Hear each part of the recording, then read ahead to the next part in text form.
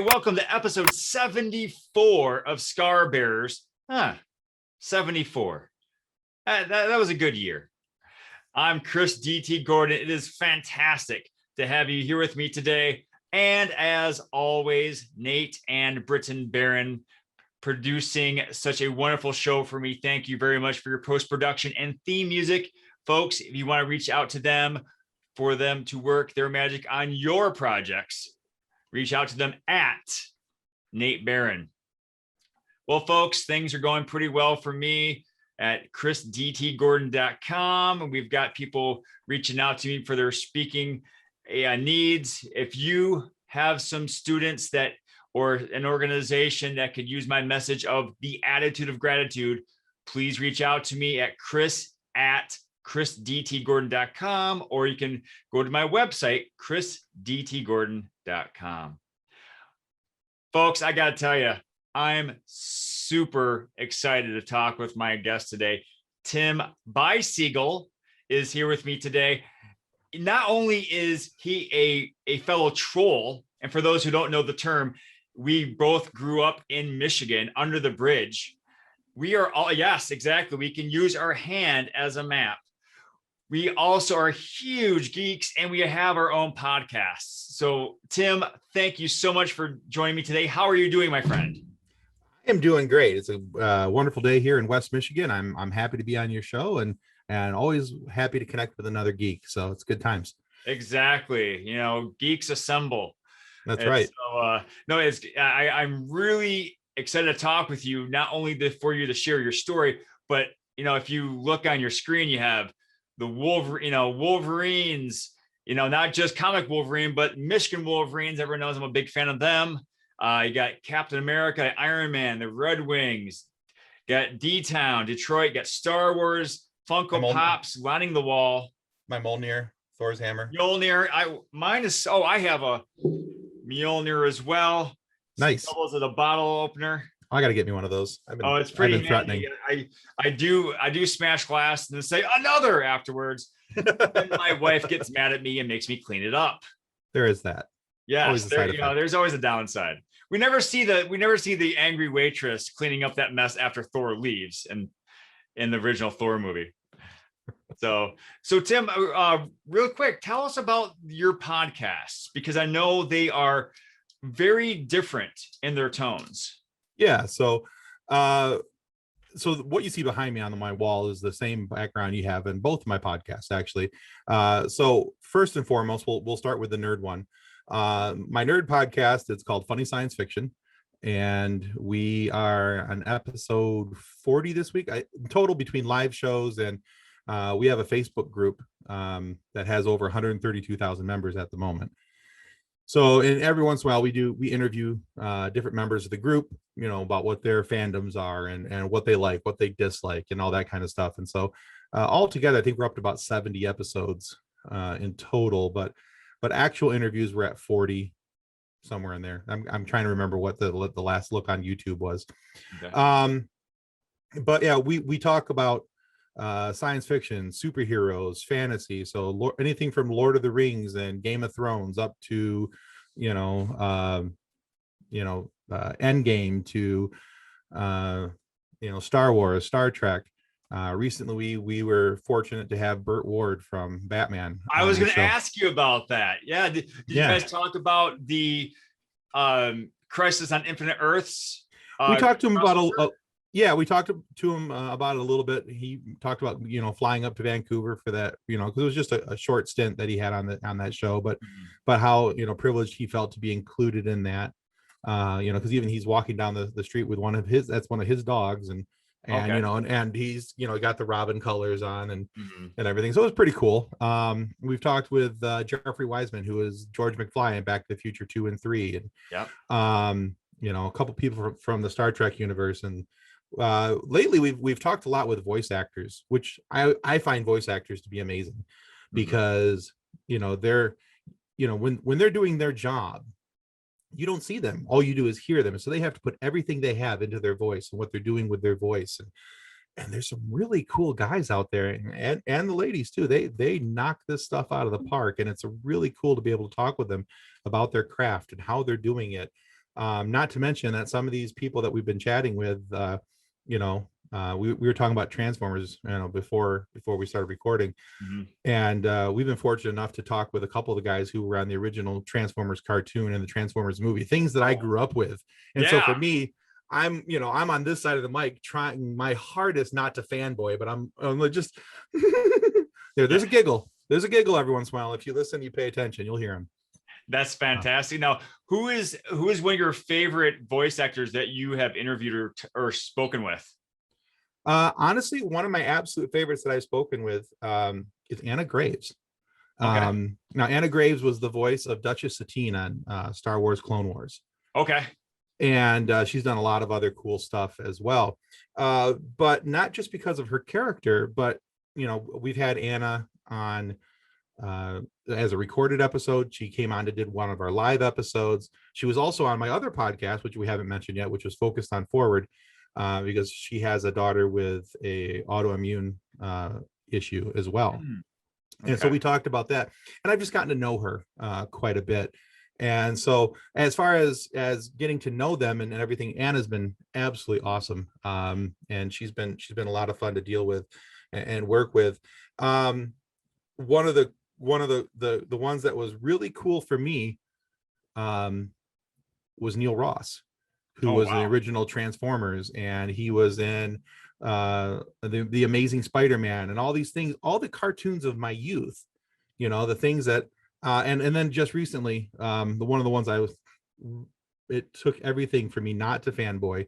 We interviewed Larry Kenney, who was the voice of Lion-O from Thundercats. Oh yes, I remember seeing a little bit of that episode. You talked about that. Yeah, that would have been so hard not to be like, say it.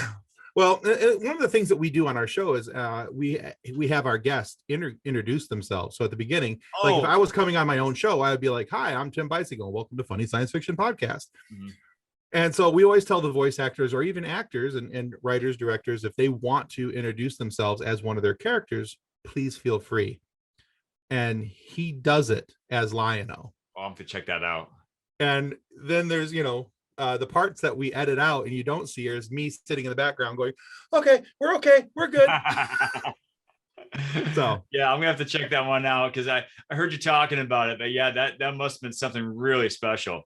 Yeah, that's gonna be a good one. But yeah, so then my other show is Focused on Forward. I started Focused on Forward first.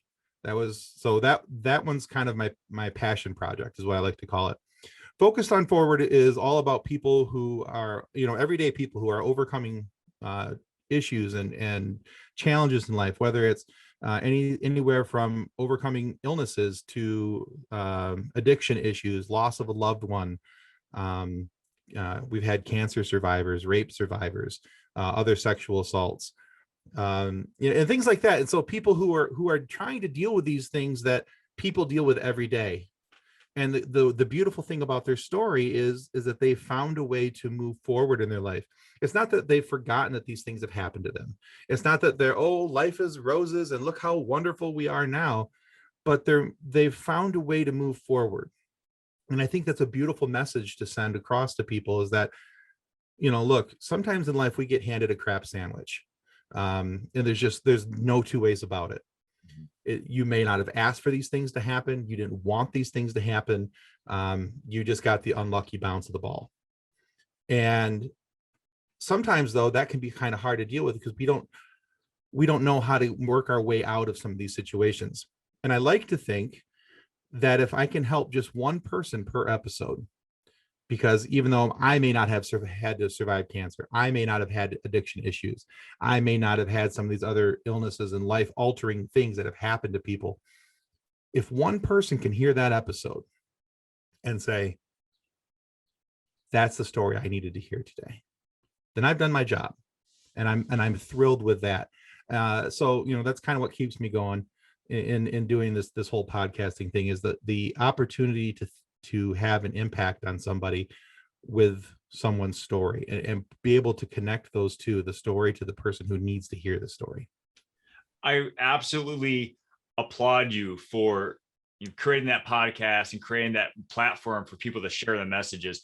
Now, obviously, looking at your background, it's easy to see you know, the I got the impetus for the funny science fiction podcast.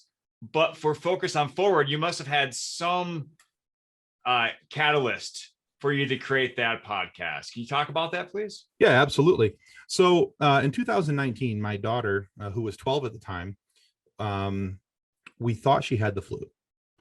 And after a couple days of not feeling well, it was spring in Michigan. And if you grow up in Michigan in the spring, it's not uncommon for it to be really warm one day and frost the next morning. Oh yeah. And so my daughter was complaining about things that were kind of similar to a head cold, which runs rampant in the state of Michigan in the spring. So I didn't pay as close of attention as most parents maybe wouldn't at that point, because as I told her, I'm like, hey baby, it's spring in Michigan, you're going to get head colds from now and then.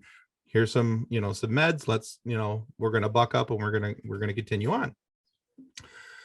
But then she started complaining about her legs aching, and Kendall's not really a complainer. She's actually got a pretty high pain tolerance for a kid. And but she was also going through a growth spurt, and as I reminded her, I'm like, hey, you remember Mama just bought you a whole bunch of new clothes. Remember, you went through, you're going through a growth spurt. And so again, I was kind of dismissive of the issue. Well, a couple days later, she couldn't put any pressure on her legs. She couldn't walk. Anything she ate or drank, she was throwing right back up. So we were on the east side of the state over by Flint, which we could have gone to CS Mott Children's Hospital, which is a great children's hospital, and I have nothing against them. But we're also at that point where we were at my in-laws' house was only an hour and a half away from DeVos Children's Hospital in Grand Rapids, Michigan. Yep. Which, if you're not familiar with DeVos is probably last I saw was ranked number 3 in the nation for children's hospitals. So we went there, and we got there, and the doctor said, I don't know what's going on just yet, but this is not the flu. And I went, oh, okay. And he came back in. Right? Yeah, that was like, he was a great doctor, young doctor. He needed to work on his bedside manner a little bit. He was very kind. I don't want to get it wrong. He was very kind, but you could tell he has only been doing this for a little bit. He was an ER doctor. And he said, we'll be back in a few minutes. We're going to run a couple more tests. Okay. He comes back and he says, well, I have an idea what it is, but I don't want to say what it is because I need somebody else to verify it. But I can tell you that MS is off the table. And I was like, oh, pump the brakes here, champ. When did MS get into the conversation? Wow. Because we just went from 0 to 100 as far as I was concerned. Yes. Yeah. So he came back about 20, 30 minutes later with the official diagnosis of Guillain-Barré syndrome. So what Guillain-Barré syndrome does, or from here on out, I'll probably just call it GB because I'm lazy. What GB does is it attacks the central nervous system. It's an autoimmune disease. She had a viral infection. The body went rampant trying to fix it, and then just decided it was going to keep going. And it attacks the central nervous system. And within a week, she started losing function in her hands. She couldn't, her ability to use tactile things was going away. She couldn't hardly hold a spoon. She couldn't write. She couldn't. And then the numbness in her legs had started at her feet, and now it was creeping up her legs. And anyway, long and the short of it, we ended up spending 97 days in the hospital consecutively. 33 of those were in the pediatric ICU. She had a massive lung infection, which they had to do an emergency lung puncture, and they drained nearly 2 liters of infected fluids out of her lungs.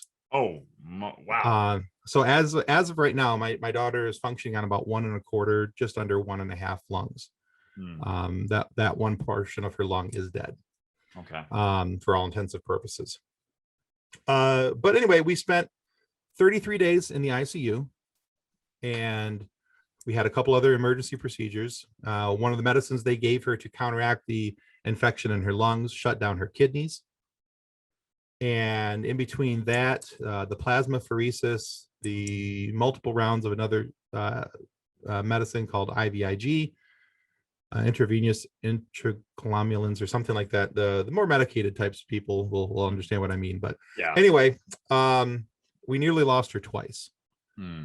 One time was especially hard, and I don't talk about that one much. But we went from having a happy, healthy, singing like a songbird 12-year-old to my daughter being paralyzed from the neck down. Hmm. And so they got her on the right path. We got in with the neurology department, who had a GB specialist on staff. Then they brought in another doctor who is a rehabilitative and pain consultant, and those two doctors started working together. And eventually, once they got her kind of straightened out in the right direction, they were able to send her to Mary Free Bed Hospital, which is about 6-7 blocks away, and that is a rehabilitative hospital. And we spent the rest of our time there. And during that time, she started regaining feeling in her legs, and she had to learn how to walk again. She had to learn how to hold things again. To be able to brush her teeth. Be able to hold a spoon, to be able to eat. And during that time in the hospital, I forgot to mention this too, but during that time in the hospital, and even some of the time after we came back to Mary Free Bed, she was on breathing support and a feeding tube because she couldn't swallow. Oh, wow. So So really quick, Tim, I'm sorry. How long did she lose that body function for? about 45 days. Oh, wow. Geez. A month and a So, half. That is tough. yeah, and especially for a child who was always really healthy.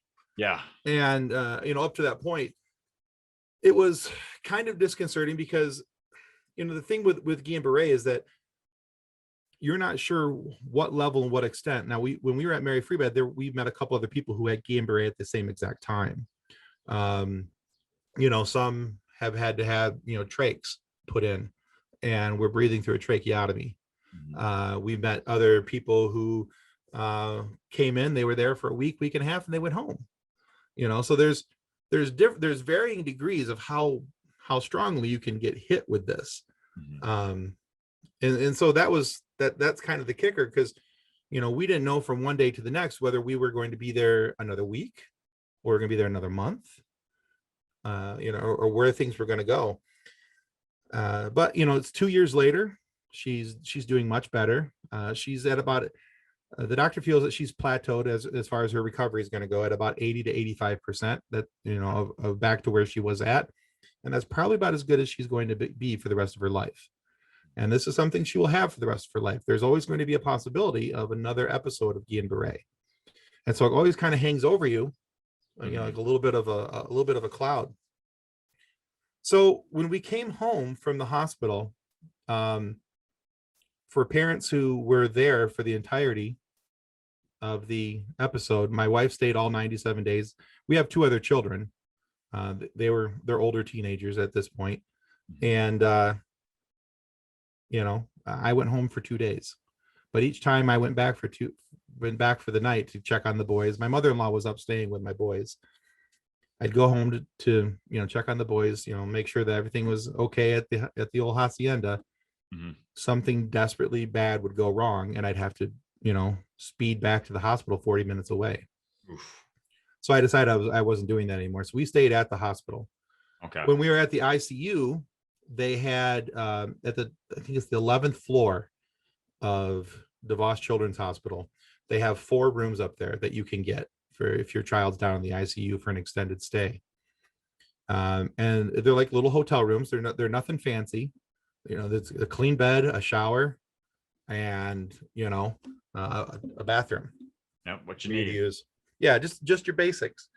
What we didn't realize is, and we found out when we were getting ready to leave, the only way you get one of those rooms is if your child is one of the 4 sickest in the hospital. Oh, wow. Yeah, and we had it almost every night for the entirety of the 33 days that we were there. And it's also was kind of neat because while we were there, I was sitting there watching every night, watching the helicopters come in and land on the helipad. I was like, oh man, this is kind of neat, because Grand Rapids at night is actually a really beautiful city. It's right on the Grand River. Yep. It's really well lit. It's a cool city at night. And but then it also hits you that the reason why those helicopters are coming in is because they're Aeromed. It's not a cool thing. Mhm. You know, these people are having the absolute worst day of their life, and you're watching it. Mhm. And that revelation hit me like a ton of bricks one night. And I sat on the edge of the bed because I went from being, oh wow, cool, look at the helicopters, to, oh my God, what am I celebrating? You know, and I just felt horrible, especially because I came down back downstairs. I had watched the helicopter land. It was in the room right next to us. This poor mother lost her child that night. You Oh, know, like you see in the movies, the doctor's trying to tell the mother about what's happening, and the mother just falls to the ground. Just, mm. I went and I locked myself in our bathroom and inside my daughter's room, and I ugly cried because I felt awful that I was so in raptured by these helicopters, and then the realization of what I was kind of celebrating hit me pretty hard. But anyway, so fast forward back to coming home from the hospital. You know, when you leave the hospital, you don't leave your trauma behind. Your Mhm. trauma comes home with you. Yes. uh It because tags along. what yeah, whether you realize it or not, as a parent, you experience a mental and emotional trauma watching your child lay there, and you have this absolute helplessness. There's nothing you can do. For 97 days, my wife and I were flaccid. There was nothing we could do to help our daughter. And that's a very hard thing to wrap your mind around as a parent, because as a parent, as a father especially, society around me tells me that I'm the man and I got to fix this and I got to take care of my kids, and that was quite the ego punch. But one of the things we tried to do for one of her first appointments back after, it was like a week or so after leaving the hospital, we had to come back for a follow-up, just to make sure that everything was kind of being held at bay and where it was supposed to be. We had bought some drink cups for the nurses and things on the ICU. Oh, that's cool. They have the cups with the lids and the straws that go in, and they got all these funny sayings and things. So by day, my dad and I own a sign shop, and we do graphic design and all that kind of stuff. Okay. So I made a little logo, and I had it printed and made for the glasses, and we put them on there, and we were going to hand all these out. Well, we went back to the hospital, and this is where I realized how badly I was inside my own head. We got to the hospital. I couldn't walk through the front door. I couldn't. I had a panic attack. And again, I sat down on the parking lot, right in front of they have this big circle drive in front of DeVos and Butterworth Hospital. Those two hospitals are tied together. Yeah. Big circle drive for the both of them. And I sat on one of the benches outside and had a panic attack and just cried because I couldn't go inside. And my wife had been talking to me about, hey, maybe you should go, maybe talk to a counselor, maybe there's somebody you can talk to about what we've experienced. Because she was already going through counseling, and I was again doing the man thing of, I'm a guy, I don't need to talk to people about my feelings. Exactly. Yeah. But it was then that I knew that, yeah, I needed to talk to somebody. Which was kind of ironic because my wife had been talking, or listening rather, to a book on audio from an author named Lori Gottlieb, who I would absolutely love to have on my show on Focused on Forward sometime, because she wrote a book called Maybe You Should Talk to Someone. And we had been listening to that, and it was one of those things that as I listened to it, I also went, well, she got a point there. Okay, Yeah. maybe. Oh, well, you're not wrong. Yeah, exactly. Should I go to talk to somebody? Well, yeah, well, you're not wrong. Maybe I should. Yeah. But it didn't hit me that I should until that moment. Mhm. And that's when I decided that, okay, I'll start with my wife's counselor. And I was kind of doing it just like as look, this isn't going to work. There's no way this is going to work. My daughter's doctor, who is her rehabilitative doctor, was also encouraging me to go get therapy. And he's like, look, it's not like they're going to, you don't go in and you don't lay down on a couch. It's not like what you see in the movies. You're not going to go in and lay down on a couch. They're not going to ask you about your childhood It's not and about your mom. right, right. It was funny though. I went there. I did not lay down on a couch, but we talked a lot about my childhood. Okay. Which there was some emotions and some feelings I had repressed because my mother and my natural father got divorced when I was about 6 or 7. Mm-hmm. And there was a whole lot of abandonment issues that I was working through that I didn't realize I was working through because wow. I had swallowed all these things down from all these years. And there's a whole lot more we can go into that. That's a whole nother topic, but yeah, I had all these things that I had never addressed and I had not worked through. And so you stack that on top of these other traumas that I had from the hospital and the mental and emotional traumas. There was a lot to unpack. Mm-hmm. And I got fortunate. My therapist is amazing. Julie is absolutely amazing, and I would recommend her to anyone. But she helped me work through a lot of the things, and just because she was just took a nice simplistic approach to things, and I never felt like I was being psychoanalyzed. I felt like I had somebody working with me to help me. There as your assistant. Like here's this tool for this part. That's what you're going to need. Okay. And here's this tool to use on this part. That's what you're going to need for that one. Oh, okay. Somebody just lovingly standing over your shoulder and saying, okay, well, this is how you're going to use that one. So, And I think that's what people often, they misconstrue the concept of therapy. That, like you said, you have Sigmund Freud in the chair, you're in the couch, and right. it's all about him saying, and why do you think this is true? And instead it's just two people having a conversation, working things out. And one just happens to have a lot of tools in his or her tool belt to help you out with that. Right. In all honesty, and I've told a couple people this as well. Had I known that therapy was this easy, I wish I would have gone years ago. Okay. I wish I would have unpacked some of these things that were bothering me years ago.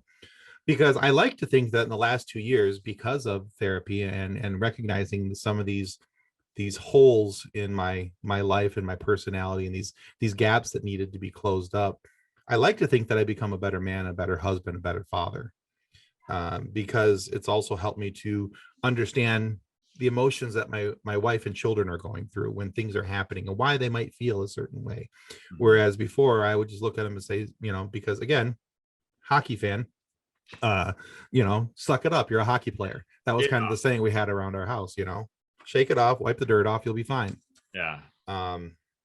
So yeah, there's a big need for men to acknowledge the importance of getting mental health checked out and being okay with talking about their mental health and how they're feeling about things. And that was one of the biggest stigmas and stereotypes I personally had to overcome, because I was just like, no, I'm a guy, I got this, don't worry about me.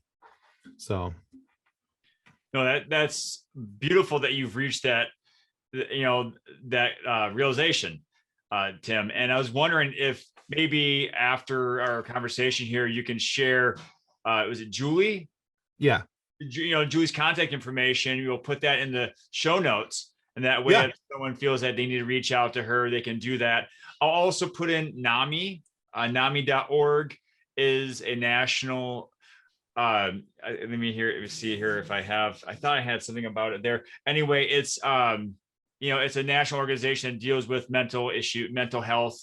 Mm-hmm. And I'll put a link for NAMI.org in the show notes as well. But no, I appreciate you sharing that. And so after after this therapy, what steps have you taken next? Is that why you created Focus on Forward? Yeah, actually it was.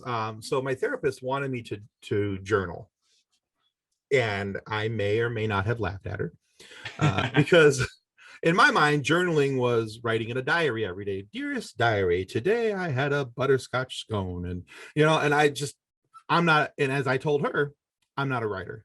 Mm-hmm. I don't want to write. I don't like to write, which is odd because I just started writing an editorial for an online magazine every month, but that's a whole nother story. But anyway, at that stuff, you mean? Yeah, but I didn't want to write about myself and what was going on with me and all these things. And she said, well, what about a video blog? What about that? You can publish it if you want to. You could just, but maybe just, I'm like, yeah, but you know what? People are going to get bored listening to me talk about my sad sack situation every day and how sorry I feel for myself, and all these different things. And I made all these excuses to why I didn't want to start a video blog. And so I was talking, and so I left her office that day with this unresolved as to what I was going to do. But she was like, well, I'd like you to start journaling or do a video blog or, some way to just kind of write down your feelings or get these feelings out of you and how you're. And I was like, and in my mind, all the one word that was flashing was nope, nope, nope, nope. So anyway, I wasn't going to do that. But I started talking to one of my buddies, and it was kind of interesting because we met. He and I met through Facebook, and we're in a music group, a music appreciation group, and we're both moderators for that page. And we were talking, and I told him, I was talking to these guys because they were very familiar with what had happened to my daughter, and there's a group of in the group there's like 6 or 7 people in this Facebook chat. And my buddy Tommy, who runs a fantastic podcast, by the way, it's called the Curiosity Hour podcast. I always say that that's what I want Focused on Forward to be when it grows up, is the Curiosity Hour podcast. Tommy Estlund and his partner Dan, whose last name I'm not even going to try to pronounce because I will slaughter it in a million different ways. Dan, I'm sorry. Anyway. But Tommy and Dan run the Curiosity Hour podcast. And so Tommy said to me, he goes, well, look, clearly you talk a lot. Why don't you start a podcast? And again, my mind immediately went to, well, yeah, but nobody's going to want to hear my story every week. He goes, well, don't make it about you. Talk to other people about what they've gone through and what they're experiencing. So I was like, and that kind of clicked in my brain that could be something. So when it came time to name it, it was actually pretty easy. So Focused on Forward comes from back when I was in my 30s. I had a heart issue. I had a severe case of atrial fibrillation. Went from working 60 hours a week to not being able to walk from one end of the house to the other without being exhausted. I was having rapid heart issue episodes for 15 to 20 times a day that were lasting anywhere from 5 minutes to 25, 30 minutes at a time. So, and in the last year before my heart procedure, I had to have my heart stopped and chemically stopped and restarted with paddles 6 times. Wow. So, just to get it back in the proper sinus rhythm and working properly, functioning properly. So anyway, one of the things that my wife and I used to say during that, well, there's nothing else that we can do about this. We're just going to focus on moving forward. What's our next step? What's the next thing that we can do to positively help ourselves? So that was our saying then. Well, then when my daughter went to the hospital, I ditched the suck it up, you're a hockey player. And we started just saying, again, we're going to focus on moving forward. That's all we can do. We're going to focus on moving forward. What's the next positive step that we can do that's going to positively affect our lives? And so when it came time to name the podcast, it was simple. It was going to be Focused on Forward because we were going to talk to people about what they were going through, how they were going through it, how they were managing their life, and how they were taking that next positive step to move themselves forward through whatever issue it was. I think that, our 2 podcasts, mine is called Scar Bearers, obviously. And, if it comes from a different place, but at the same time, it's similar in construct because I talk with people about their issues, and it's amazing how many people have said, wow, thank you for sharing this story because I now know someone else like me. And, as you said earlier, if you could just help one person, with, an episode, you've done your job. And so it's amazing how many people you can reach by doing that. And so it's, again, it's almost like looking in a mirror, or, or orally, as I listened to your story, because I was just thinking, wow, that's a lot like why I created my podcast. And so how many episodes are you at now? Let's see. I'm technically in season 2 because I started in March of 2020, and at the calendar year, I was like, well, it's time for season 2, right? January 1st. Okay. I had no other reason. I think I'm at with live episodes now, because I started doing a live show every Friday night at 8:00. I think with lives, I think I'm also just shy of 70 on that one as well. Nice.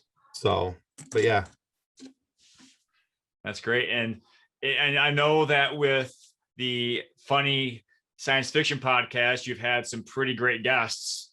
And how has the reception been for Focus on Forward? Have you had a lot of people come up to you and say, thanks for doing this, or have people asked you to be on their show? Yeah, I've been invited off to a couple different shows to be able to talk about this and share my story and things like that. I've had some really nice emails and messages from people thanking me for doing this, and and I, as nicely as I can, I thank them, but I also want them to understand that I'm not the one who's being brave and telling my story. The reason you're being thankful is for these people that these awesome people who are being willing to share their story and tell you what's going on in their lives, and they've opened their doors and let you into their lives, into their hearts, and and what's going on with them. So as much as I appreciate the kind words, and it's good to know that people enjoy the show and that people are getting something out of it. I don't ever want to be the star of the show on that. I want my guests to be the star of the show. I want people to see that these folks are amazing, and the things that they're going through, some of the things that these folks have gone through, I can't even fathom. And the intestinal fortitude that some of these folks have to be able to march forward, come what may, is just amazing. Agreed. Yeah, I have also had some amazing guests who've shared some harrowing stories, as I like to say, tales of trial and triumph. Yes. And so, yeah, I am in awe of every one of them. Yeah, absolutely. So focusing on forward, Tim, what is in stock for you, or on deck for you in the near future? Well, I've got some really cool live shows coming up. This upcoming Friday, it's not going to be my typical show this upcoming Friday. I'm having an author on named Anne. And Anne, I am sorry because I haven't gotten the pronunciation of your last name yet, but I believe it's pronounced Fustel. Okay. But Anne is an author, and I'm going to pull up her book title here real quick because I don't remember but what it has to do with is how movies impact mental health. Oh, and so she wrote a book about that. It's called Our Favorite Movies: How Films Affect Our Mental Health. And so we're going to talk about that and how people use that movies both as a therapy and how they can be counterproductive as well. And so she doesn't necessarily, not that I'm aware of, and I don't want to discredit it if she does, but not that I'm aware of, that she doesn't have a backstory attached to this. I think this is again for her a passion project, something that she studied, and we're going to talk about the science behind it and how these things, because we live in a very technological digital world, and we have videos and images all around us and how that affects us. And so I'm really excited to have that conversation with her and see what she discovered and how movies do affect us, because I'm a movie watcher. Yep. And I want to know how they affect me. Yeah, as you're saying that, I'm thinking, well, my favorite all-time movie is Blazing Saddles. What does that say about me? It says you have a good sense of humor. That's what it says. Yeah, I hope that's the lesson that we take from that. And so Tim, I thank you so much, not only for sharing your story, but the platform that you're giving others so they can share their own tales. If you were to give someone like an elevator pitch of some advice you would, that would help them focus on forward and move on from a situation in their life, what would you tell them? Well, I would tell them the best piece of advice that I've ever been given. It's something that my children are probably sick of hearing. It's because it's one of those things that's kind of become a life mantra for me. Because when I was 16, 17, I was going through some mental issues, and I was having I was in a rough spot. And somebody pulled me aside and they said, it doesn't matter how you fall. It matters how you get up. And I found that in many different ways in life, we can apply that. So if there's health issues, it doesn't matter that we've fallen to health issues. How do we get back up? How do we move forward? Because that's the story that people are going to remember. The fact that you had these health issues, or the fact that you had these traumas, they're the setup to the good part of the story. And that's what people need to remember for themselves, is that, yeah, you went through some stuff. Nobody's going to deny that. But it's what you're doing right here, right now. That's what people are going to pay attention to. And that's what you're going to hopefully remember, that you got yourself through that. So it didn't matter that you fell. It mattered that you got up and moved forward. Thank you so much for sharing that message. Yeah, that's something that we all need to be reminded of, because we're always judging ourselves about, over even the smallest things. And we put such a microscope and, magnify them. But it's like you said, it's not the mistakes that you make or the things the bad things that happen to you. It's how you respond to those. Yeah. And also I think, and I have another question, Tim, on that line of thinking, what is something that you're grateful for? Is there anything maybe from your daughter's situation, or maybe the struggles you've gone through, that you actually find some gratitude in? The thing I am most grateful for is my family and friends, and in particular, my wife. The reason I say that is because my wife came from a family where they were about as, if in my mind anyway, as close-knit and white picket fence as you could possibly get. And I came from a very dysfunctional background, and somehow she let me convince her to marry me. And somehow she stuck it through a lot of crap with me. And was there by my side, has been my biggest cheerleader since day one. And then getting to the point of my daughter's hospitalization and a few other things in life, we realized how many good friends we actually have, and how important family is, and how important it was to have family around, because her parents were always up at the hospital. My parents, my mom and my stepdad, who adopted me when I was 13. So my parents were there up at the hospital all the time. The boys came up to the hospital all the time. Aunts and uncles were up to the hospital all the time. My brother from Detroit, who's a musician, wrote a song for my daughter while we were in the hospital. Oh, it's beautiful. Yeah. So, there's all these different things that made me sit up and take notice of the importance of family. Because in my younger years in life, I was very disillusioned about what the construct of family actually was. But I think I have a much clearer vision of that. And it sucks that we had to go through this hospitalization and all these other things, 20 years of marriage, for me to go, hey, this is how important family is.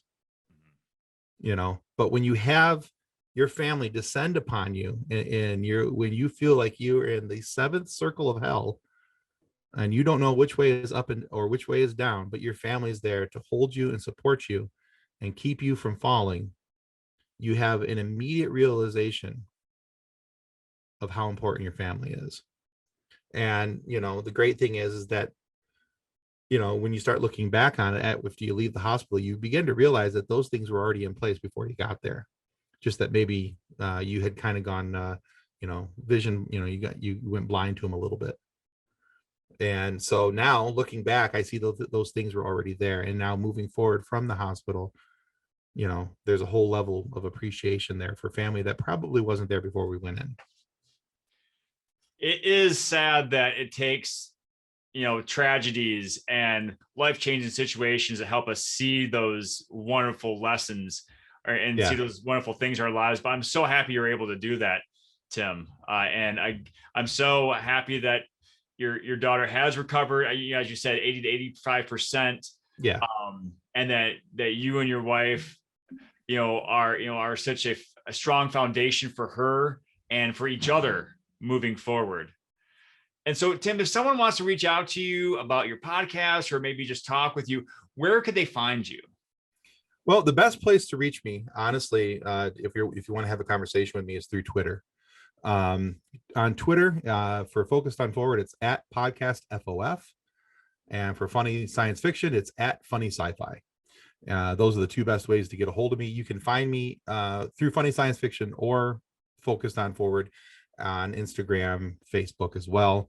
But just it seems to be the easiest way for people to be able to make that connection and message me where I'll actually be able to see it, because sometimes I lose Facebook business pages. I think they're fixing it till it's broken. And sometimes the messages just don't come through the way they should. But yeah, so Twitter is probably the best way. Again, podcast FOF and at Funny Sci-Fi. Excellent. And my last question for you, Tim, what is your favorite dinosaur?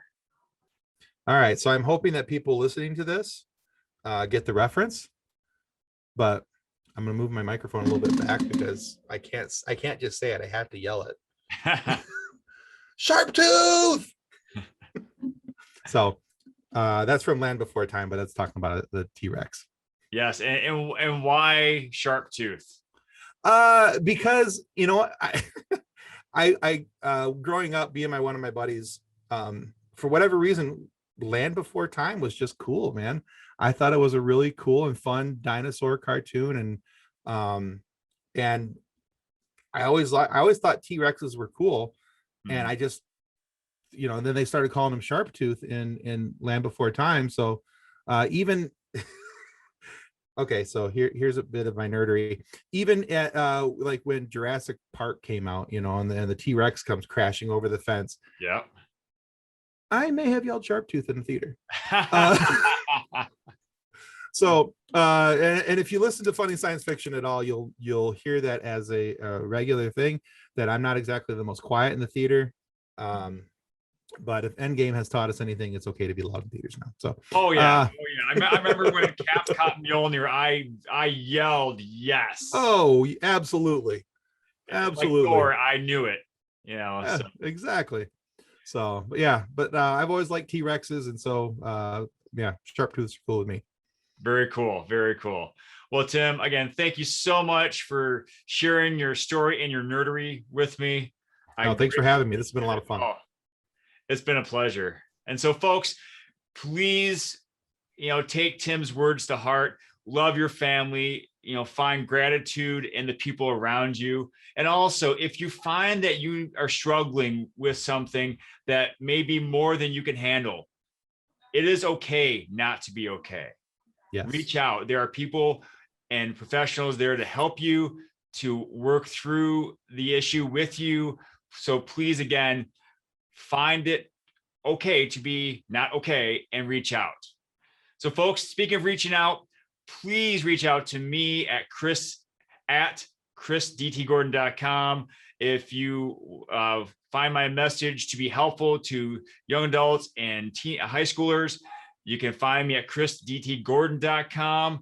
On the podcast and YouTube channel, please like, subscribe, share, all that fun stuff.